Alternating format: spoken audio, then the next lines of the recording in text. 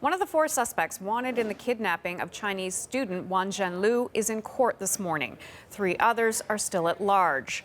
Abdullahi Adan, 37, turned himself in to police overnight. Investigators believe that he took part in a violent kidnapping in a parking garage in Markham, Ontario on March 23rd. They say an electric stun weapon was used in the attack. Wanzhen Lu was found 2 days later in a town 200 kilometers away. He had minor injuries. He and his family are being kept in a secure location because police believe the three suspects still at large may pose danger. The suspect is making a court appearance in Newmarket today. The CBC's Linda Ward is at the courthouse. So, Linda, what else can you tell us about this case?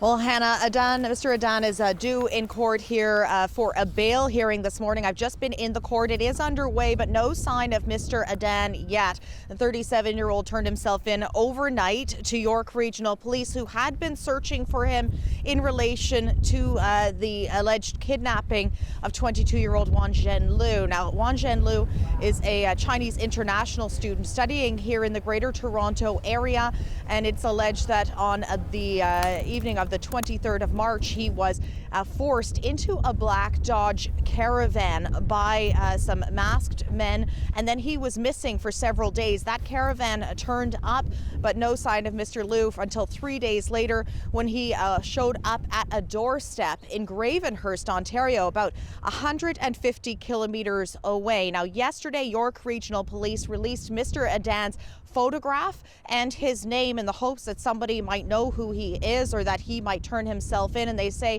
that's exactly what happened. It's the high-profile nature of this case that caused him to turn himself into police. CBC News spoke with Constable Andy Pattenden of York Regional Police this morning. Listen to what he had to say about that. Pressure from our investigators, from the public, from social media has been extreme in this case, and it's not going to let up until these suspects are in custody. So, we're still appealing for any tips, any information on their whereabouts.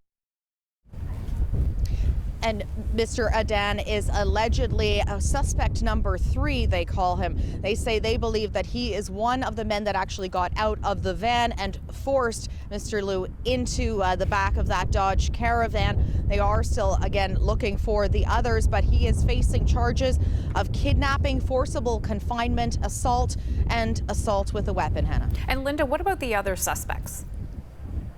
That's right. Still looking for 3 other suspects still outstanding. They have released photographs of those men as well. They are encouraging them to also turn themselves in, thinking that possibly now that they have one of those suspects in custody, that the others might fear that he may disclose their identities, that they may come forward themselves. They are looking for 3 men, one wearing blue pants and a black jacket, one wearing a green and yellow jacket with a hood, and the other wearing a black Canada Goose jacket. Their photos are out there on social media, online. So again, York Regional Police encouraging them to turn themselves in as quickly as possible, Hannah. Linda, thanks for the latest. CBC's Linda Ward in Newmarket, Ontario.